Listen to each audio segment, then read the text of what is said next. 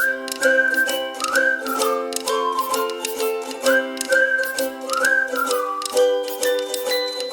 Students, मैं doctor JD आप लोगों को फिर से एक बार जेडी केमिस्ट्री क्लास में स्वागत करता हूं। आज मैं आप लोगों के साथ सॉलिड स्टेट चैप्टर जो कि है क्लास 12 का पहला चैप्टर, उसी का और एक टॉपिक जो कि है मैग्नेटिक प्रॉपर्टीज ऑफ सॉलिड को डिस्कस करने जा रहा हूं। ठीक है, तो आज का डिस्कशन से पहले हम लोगों ने बहुत सारा टॉपिक्स पढ़ा था, जैसे कि इलेक्ट्रिकल कंडक्टिविटीज ऑफ सॉलिड्स, फिर electrical conductivity specially in semiconductors, इन सब को हम लोगों ने डिस्कस किया था। ठीक है, तो आज इलेक्ट्रिकल प्रॉपर्टीज को छोड़ के आज हम लोग सॉलिड्स में मैग्नेटिक प्रॉपर्टीज का प्रॉपर्टीज आज स्टडी करेंगे। ठीक है, तो मैंने जो पिछला जो डिस्कशंस आप लोगों के साथ किया था वो शायद आप लोगों ने देखा होगा।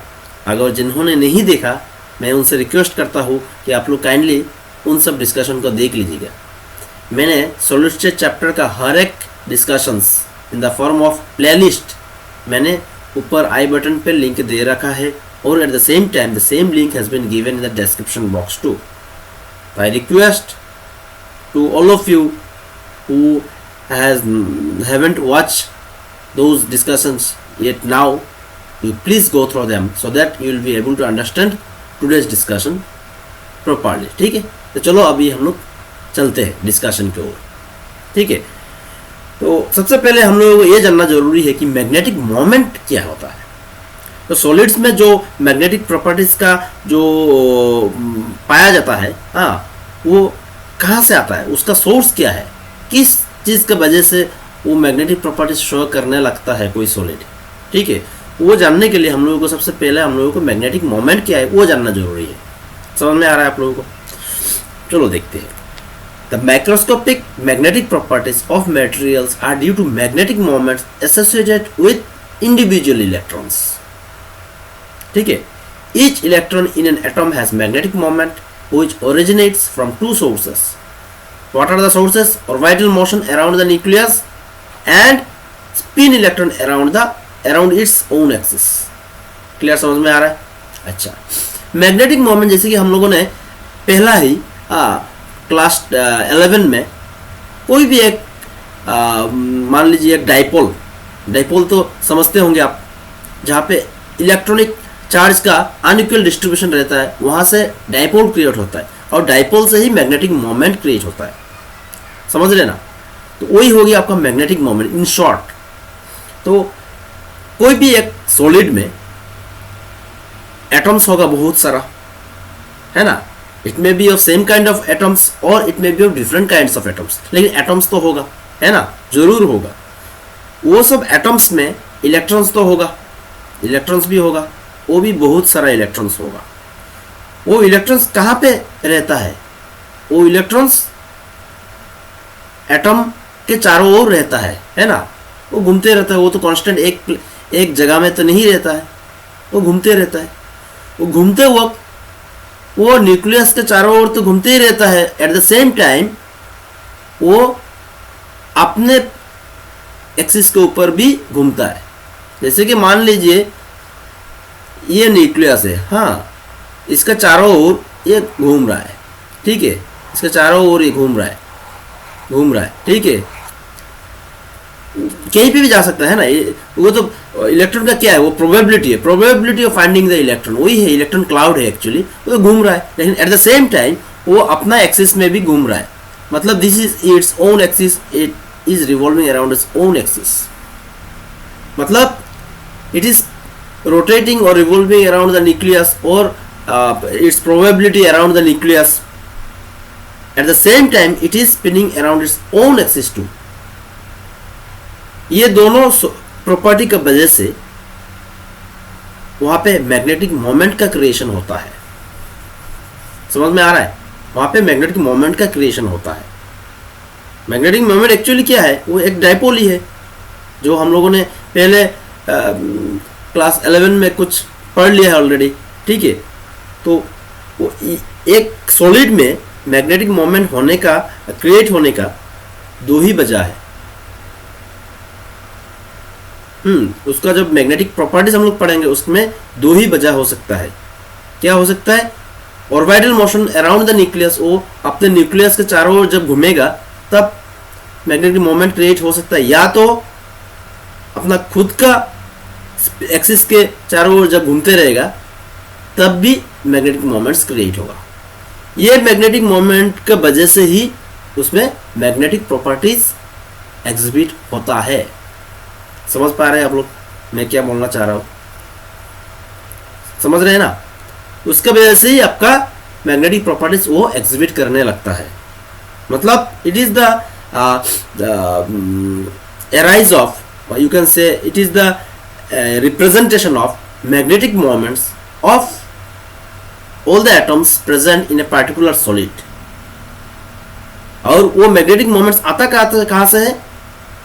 when electrons spins around the nucleus or it spins around its own axis। ये दो चीज की वजह से ही मैग्नेटिक मोमेंट आता है कोई एक सॉलिड में, या तो मैग्नेटिक प्रॉपर्टीज आता है कोई एक सॉलिड में। समझ में आ रहा है? अच्छा, ये मैग्नेटिक प्रॉपर्टीज देखा गया कि सॉलिड में जो पाया जाता है, हाँ, ये डिफरेंट टाइप्स में होता है। ये जो डिफरेंट टाइप्स में जो मैग्नेटिक प्रॉपर्टीज जो सॉलिड में पाया जाता है उसका ऊपर बेस्ड होकर डिफरेंशिएट करके सॉलिड्स को 3 पार्ट्स में क्लासिफाई किया है।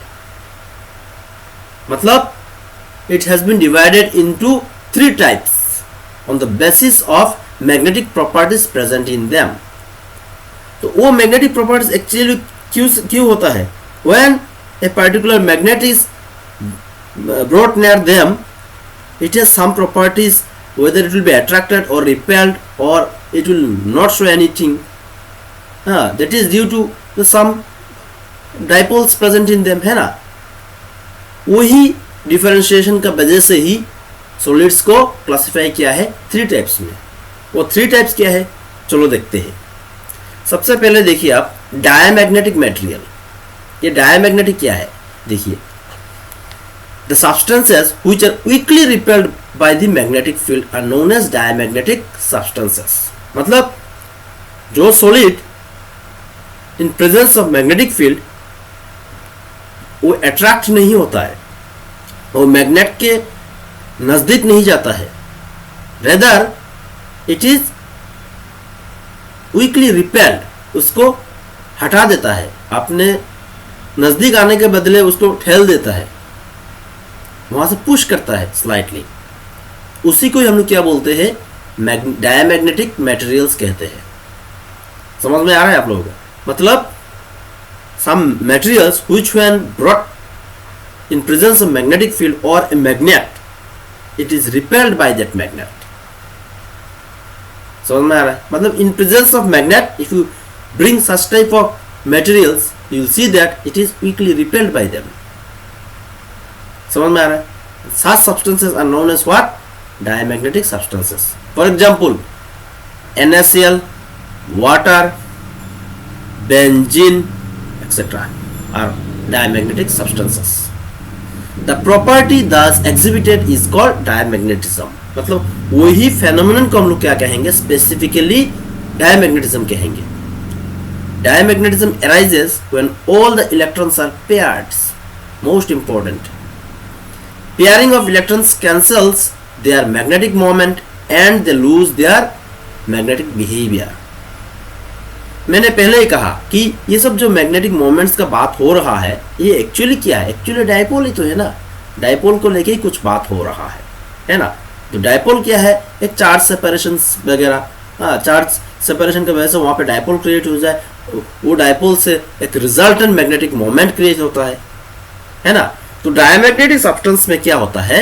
देखा गया कि कोई एटम्स में तो इलेक्ट्रॉन्स तो डिफरेंट ऑर्बिटल्स में तो रहेगा ही, हाँ, लेकिन ये टाइप ऑफ मटेरियल्स में स्पेसिफिकली वो जो इलेक्ट्रॉन्स रहेगा इन डिफरेंट ऑर्बिटल्स, वो exactly they will be present in opposite spin to each other. मतलब अगर मान लीजिए 10 इलेक्ट्रॉन प्रेजेंट है, 10 में से 5 इलेक्ट्रॉन ऑपोजिट स्पिन का होगा, दूसरा 5 इलेक्ट्रॉन्स का। That's why 5 electrons will cancels the magnetic moment created by other 5 electrons. As a result, they lose their magnetic moment, or their magnetic moments gets cancelled and their magnetic character is also lost. समझ में आ रहा है? मतलब diamagnetic material इसीलिए magnetic field में repel किया जाता है या तो रिपेल कर देता है, उसको रिपल्शन फेस करना पड़ता है, क्योंकि उसमें जितना भी इलेक्ट्रॉन्स रहता है वो पेयर्ड फॉर्म में रहता है। पेयर्ड फॉर्म में रहने का वजह से वहां पे कोई अनइवल नंबर ऑफ इलेक्ट्रॉन्स या ऑड नंबर ऑफ इलेक्ट्रॉन्स मौजूद नहीं रहता है, जिसके वजह से क्या होता है, हाफ द नंबर अगर एक स्पिन में रहता है तो और हाफ द नंबर वो दूसरा स्पिन में रहता है, जिसके वजह से मैग्नेटिक मोमेंट कैंसिल हो जाता है। कैंसिल होने के वजह से वहां पर क्या होता है, मैग्नेटिक कैरेक्टर शो नहीं होता है। और ये प्रॉपर्टीज को हम लोग क्या कहेंगे, स्पेसिफिकली डायमैग्नेटिज्म कहेंगे, और या तो उस फेनोमेनन को हम लोग कहेंगे डायमैग्नेटिज्म, और phenomenon exhibited by the materials are called as what, diamagnetic materials. Clear, समझ में आया आप लोगों को? ठीक है, अच्छा, तो अभी हम लोग चलते हैं पैरामैग्नेटिक मटेरियल्स की ओर। ये दूसरा आया, दूसरा type of solids on the based of magnetic properties exhibited by them. अभी हम लोग चलते हैं पैरामैग्नेटिक्स। तो पैरामैग्नेटिक सॉलिड्स मटेरियल्स क्या है, देखिए, substances which have permanent magnetic dipoles are attracted by magnetic field are known as paramagnetic substances. मतलब ये सब मटेरियल्स में परमानेंट मैग्नेटिक डाइपोल्स रहेगा। क्यों रहेगा? Because they have unpaired electrons present, जिसकी वजह से यहाँ पे क्या लिखा गया है, देखिए, दिस कंसिस्ट ऑफ एटॉम्स और आयंस और मॉलिक्यूल्स हैविंग वन और मोर अनपेयर्ड इलेक्ट्रॉन्स। ठीक है, तो डायमैग्नेटिक्स में हम लोगों ने क्या कहा था कि there is one set of electrons that cancels the magnetic moment of other set of electrons exactly in equal manner, so that net magnetic moment is zero. समझ में आ रहा है आप लोगों को? तो यहाँ पे क्या होता है, अनपेयर्ड इलेक्ट्रॉन रहता है, जिसके वजह से यहाँ पे परमानेंट मैग्नेटिक डाइपोल्स क्रिएट होता है। वो तो होना ही है ना, क्योंकि यहाँ पे अनपेयर्ड इलेक्ट्रॉन रहेगा। अनपेयर्ड इलेक्ट्रॉन को तो कोई दूसरा अगर ऑपोजिट स्पिन का इलेक्ट्रॉन अगर रहेगा तभी ना उसको कैंसिल करेगा। मान लीजिए एक इलेक्ट्रॉन यहाँ पे 5 इलेक्ट्रॉन है, 3 electrons are of this spin, again 2 electrons are of suppose this spin, तो क्या हुआ आपका, इसने इसको कैंसिल किया, इसने इसको कैंसिल किया, लेकिन इसको कोई कैंसिल करने वाला है ही नहीं, जिसके वजह से वहां पे एक मैग्नेटिक मोमेंट क्रिएट होगा, है ना। वो परमानेंट मैग्नेटिक डाइपोल की वजह से ही उस टाइप ऑफ मटेरियल्स को हम लोग कहते हैं पैरामैग्नेटिक मटेरियल्स कहते हैं। और ये type of materials magnetic field में देखा गया कि मैग्नेट के साथ अट्रैक्शन रहता है। मैग्नेट के साथ अट्रैक्शन रहता है, मतलब those are attracted by the magnets. समझ में आ रहा है? वो क्यों होता है? Due to the presence of unpaired electrons. Paired electrons की वजह से कुछ इफेक्ट नहीं पड़ रहा है, लेकिन अनपेयर्ड इलेक्ट्रॉन की वजह से इफेक्ट्स पड़ता है, क्योंकि उसका जो खुद का मैग्नेटिक मोमेंट क्रिएट होता है वो तो कैंसिल नहीं होता है, जिसके वजह से वहां पे मैग्नेट का अट्रैक्शन उसे खींचता है, और जिसकी वजह से यहाँ पे कहा गया है कि they are attracted by the magnetic field. Clear, समझ में आ रहा है? ठीक है, ये एटम्स का भी हो सकता है, मॉलिक्यूल्स का भी हो सकता है, आयंस का भी हो सकता है। As for example copper 2 plus, iron 3 plus. If you write the electronic configuration, you will find that they are having unpaired electron in some or in more orbitals, and those unpaired electrons will give rise to paramagnetic characters of those materials. And these are some examples which shows paramagnetic behavior. Clear, समझ में आ रहा है? Diamagnetic materials में क्या होता है? Weakly repelled by the magnet because there is a presence of paired electrons, है ना। और पैरामैग्नेटिक में क्या हो रहा है आपका, अनपेयर्ड इलेक्ट्रॉन का वजह से these are attracted by the magnetic field और magnets। समझ में आ रहा है? अच्छा, अभी हम लोग चलते हैं फेरोमैग्नेटिक मटेरियल्स की तरफ। ये तीसरा टाइप ऑफ सॉलिड है on the basis of presentation और representation of magnetic properties by the solids.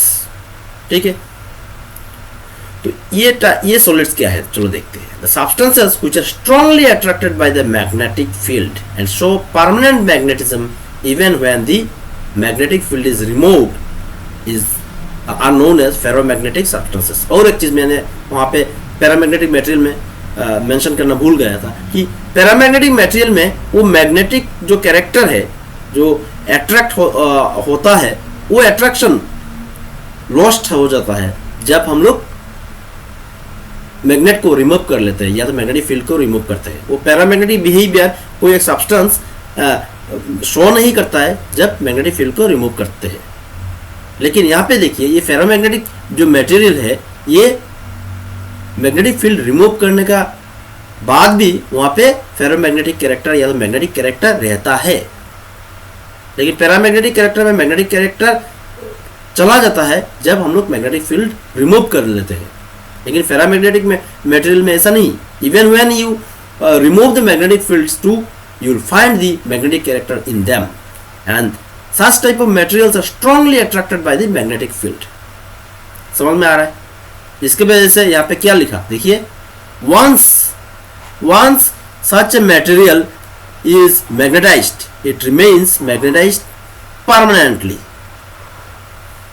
एक बार उसको मैग्नेटिक फील्ड के सामने में हम लोग अगर लाते हैं, वो परमानेंटली वो मैग्नेटाइज्ड हो जाता है।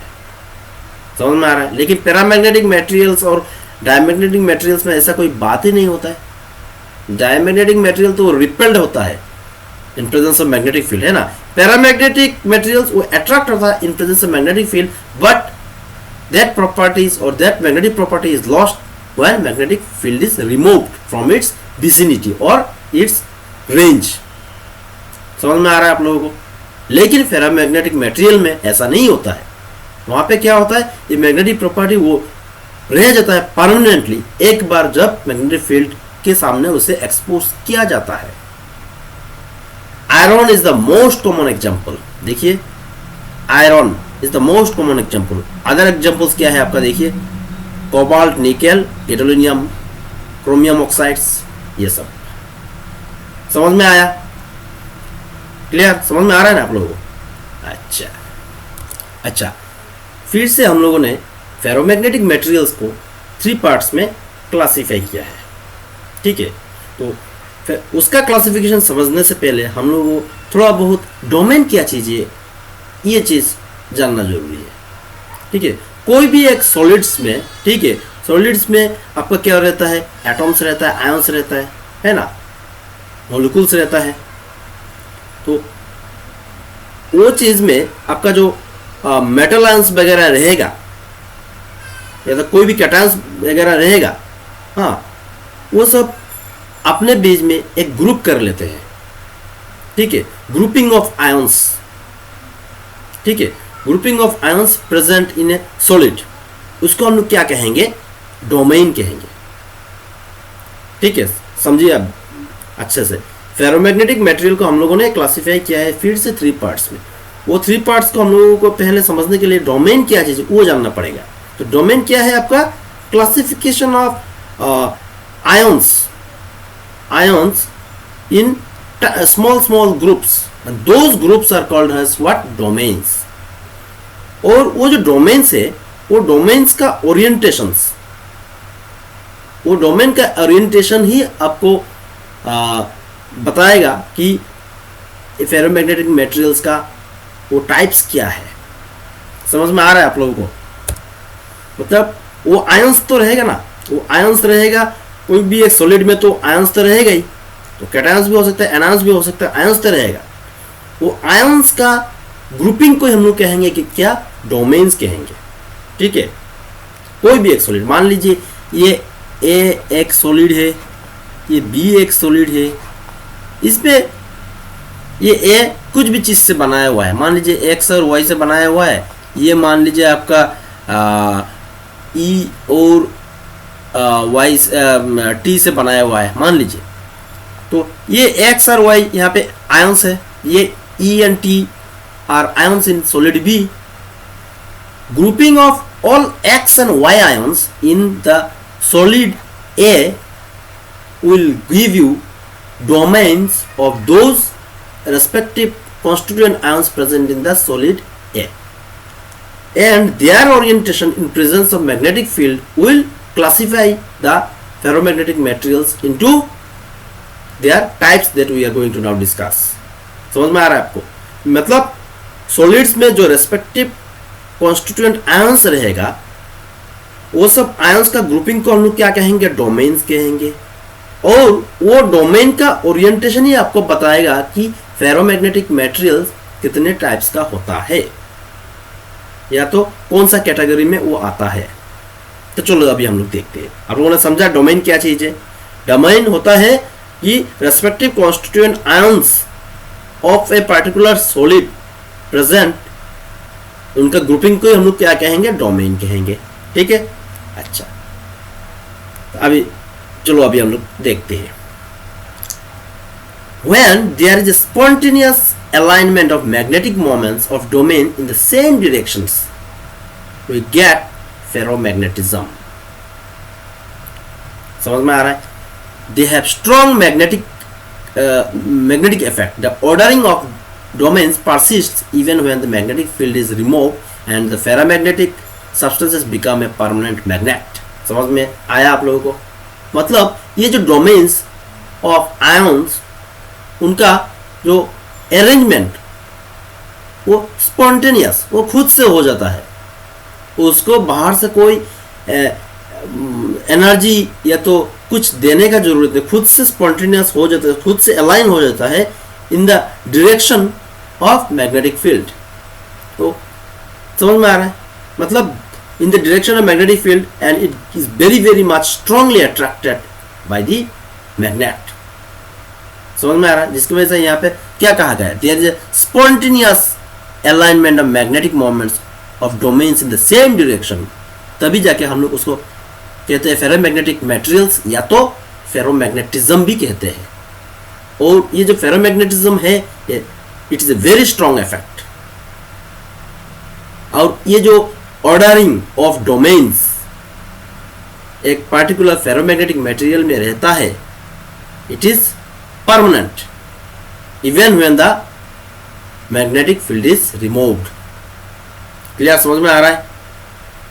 ठीक है. अच्छा, नेक्स्ट देखिए आप लोग. If the alignment of the magnetic moment of A domain is in A compensatory way so as to give zero net magnetic moment because of cancellation of individual magnetic moment, then we get antiferromagnetism in the material. Interesting. मतलब वो जो group of ions domains, ठीक है, जिसे हम लोग कहते हैं, वहां पे तो ग्रुप ऑफ आयंस तो रहेगा, तो ग्रुप ऑफ आयंस का वजह से डोमेन्स भी तो रहेगा, डोमेन्स भी बहुत सारा क्रिएट होगा, है ना. Some say suppose 5 number of or 10 number of ions made one domain, again 10 number of ions made another domain, like that. Innumerable number of domains are present in a particular solid. But if you find that one set of domain cancels the magnetic moment created by the other set of domains present in a particular solid, then that type of solid is called as antiferromagnetic solid, or the phenomenon exhibited by such type of solid is known as antiferromagnetism. जिसके वजह से यहाँ पे clearly कहा गया है if the element of magnetic moment of domain is in a compensatory way. मतलब एक सेट ऑफ डोमेन या तो एक डोमेन दूसरा डोमेन का इफेक्ट को कैंसिल कर लेता है just to give zero net magnetic moment, तभी उसको हम लोग क्या कहेंगे? एंटी फेरोमैग्नेटिक सॉलिड्स या तो मटेरियल्स कहेंगे. समझ में आया? अच्छा, नेक्स्ट देखिए. When the magnetic moment of domains are aligned in a parallel and anti-parallel direction in unequal number resulting in magnetic moment, we get ferrimagnetism. ये और एक इंटरेस्टिंग है. वहां पे क्या कहा गया कि एंटी फेरोमैग्नेटिज्म में if 10 domains are present, 5 domains cancels the magnetic moment of the other 5 domains. But if such domains are present in unequal numbers, मतलब कोई वहाँ पे है जो 5 domains are present in giving one type of magnetic moments, वो magnetic moment exhibit कर रहा है, लेकिन वहाँ पे उसका मैग्नेटिक मोमेंट कैंसिल करने के लिए एग्जैक्टली और 5 नंबर्स नहीं है, वहाँ पे है कितना, मान लीजिए 4 है, तभी जाके क्या होता है, उस टाइप ऑफ सॉलिड्स को हम लोग कहेंगे फेरी मैग्नेटिक सॉलिड्स कहेंगे, और फेनोमेनन को हम लोग कहेंगे फेरी मैग्नेटिज्म, जिसके वजह से यहाँ पे क्लियरली कहा है कि when the magnetic moment of domains are aligned in a parallel and anti-parallel direction in unequal number resulting in net magnetic moment, we get फेरीमैग्नेटिज्म। देखिए ये एग्जांपल देखिए, फेरोमैग्नेटिज्म में सभी मैग्नेटिक फील्ड का डायरेक्शन में अलाइंड है ना। देखिए ये जो डेफिनेशन है, पहला डेफिनेशन यहाँ पे क्या कहा गया, यहाँ पे जितना भी डोमेन्स रहेगा वो मैग्नेटिक फील्ड के डायरेक्शन में ही अलाइन रहेगा। ये सारे क्या है, ये जो एरो मैंने यहाँ पे दे रखा है, ये क्या है, डोमेन्स है, समझ में आ रहा है, ये सभी डोमेन्स को इंडिकेट कर रहा है। यहाँ पे all the domains present in a particular solid are aligned towards the direction of the magnetic field, but in antiferromagnetism you will see that they are not aligned in a particular direction. देखिए यहाँ पे 1 2 3 4 5 6 7 8 9, मतलब ऐसा हुआ है, ठीक है, समझ में आ रहा है। अच्छा एक चीज़ यहाँ पे, ये इलेक्ट्रॉन को कैंसिल कीजिए, इसको माइनस कर लीजिए, इसको कंसिडर मत लीजिएगा, क्योंकि देखिए ये इसको कैंसिल कर रहा है, ये एक दूसरे को कैंसिल कर रहा है, ये इसको कैंसिल कर रहा है, ये फिर इसको कैंसिल कर रहा है, ये इसको कैंसिल कर रहा है, ये। तो एज पर दिस डेफिनेशन, मतलब one set of domain cancels the magnetic moment created by the other set of domains, therefore it becomes antiferromagnetic. Whereas in ferrimagnetism you will find unequal number of domains present. If one set is aligned in a parallel direction, then another set having unequal numbers of domains are aligned in anti-parallel direction, so as to get net magnetic moment. ठीक है, यहाँ पे मैंने पहले count क्यों किया था, गलती से यहाँ पे एक इलेक्ट्रॉन को ऐड कर लिया था, ठीक है, यहाँ पे इक्वल नंबर होना चाहिए, so as to get compensatory effect. मतलब if one set of domain exhibits parallel exhibits a magnetic moment, then another set of domain will cancels or compensate that magnetic moment by cancelling it. मतलब एक set of domain अगर magnetic moment exhibit करता है तो दूसरा set of domain उसे cancel करता है, तो उसमें क्या होना चाहिए, इक्वल नंबर्स होना चाहिए, है ना। जिसके वजह से मैंने वहाँ पे काउंट किया था, काउंट करके देखा कि यहाँ पे एक इलेक्ट्रॉन एक्स्ट्रा आ गया था। एक्स्ट्रा नहीं होना चाहिए, क्योंकि एंटी फेरोमैग्नेटिज्म में एक्स्ट्रा इलेक्ट्रॉन नहीं होना चाहिए, एक्स्ट्रा डोमेन नहीं होना चाहिए। ऐसा अरेंजमेंट होना चाहिए कि वहाँ पे इट गेट्स कैंसल्स आउट। समझ में आ रहा है आप लोगों को, ठीक है। तो मैंने आज आप लोगों को क्या समझाया कि मैग्नेटिक प्रॉपर्टीज सॉलिड्स में कैसा होता है, डायमैग्नेटिज्म होता है, पैरामैग्नेटिज्म होता है, और आपका फेरोमैग्नेटिज्म होता है। Diamagnetic solids are weakly repelled by the magnet because of the presence of paired electrons, और paramagnetics are attracted by the magnet in presence of magnetic field due to the presence of unpaired electron, but they lose their magnetic character when magnetic field is removed. Whereas ferromagnetic material, that is the third type, they are strongly attracted by the magnet and they retain this property even when the magnetic field is removed. And they have been classified into 3 types: ferromagnetism, antiferromagnetism and ferrimagnetism. Ferromagnetism, वहाँ पे सब domains or group of ions, they are aligned along the direction of magnetic field, whereas in antiferromagnetism one set of domains cancels the magnetic moment created by another set of domains, whereas in ferrimagnetism one set of domains cannot fully cancel the domain or magnetic moment created by other set of domains because they are present in unequal numbers. Clear, समझ में आ रहा है? तो मेरा आज का discussion यही तक रहता है, समाप्त हो रहा है, ठीक है। तो मैं आशा करता हूँ कि आप लोगों को आज का डिस्कशन मेरा समझ में आया। जिन लोगों को समझ में नहीं आया प्लीज़ कमेंट्स कीजिएगा, ताकि मुझे भी पता चले कि मेरे स्टूडेंट्स को या तो जो लोग भी देख रहे हैं ये डिस्कशन, उन लोगों को किस चीज़ में दिक्कत आ रहा है, ताकि मैं जब भी कोई नया लेकर आऊँ और इम्प्रूवमेंट कर सकूँ, उससे मुझे सेटिस्फेक्शन थोड़ा बहुत तो मिलेगा, ठीक है। और ये डिस्कशन देखने के बाद इस वीडियो को एक लाइक करना और जितना हो सके अपने दोस्तों के साथ शेयर करना, और प्लीज़ इस चैनल को सब्सक्राइब करना by pressing the bell button, ठीक है। Thank you for your attention. मिलते हैं नेक्स्ट डिस्कशन में।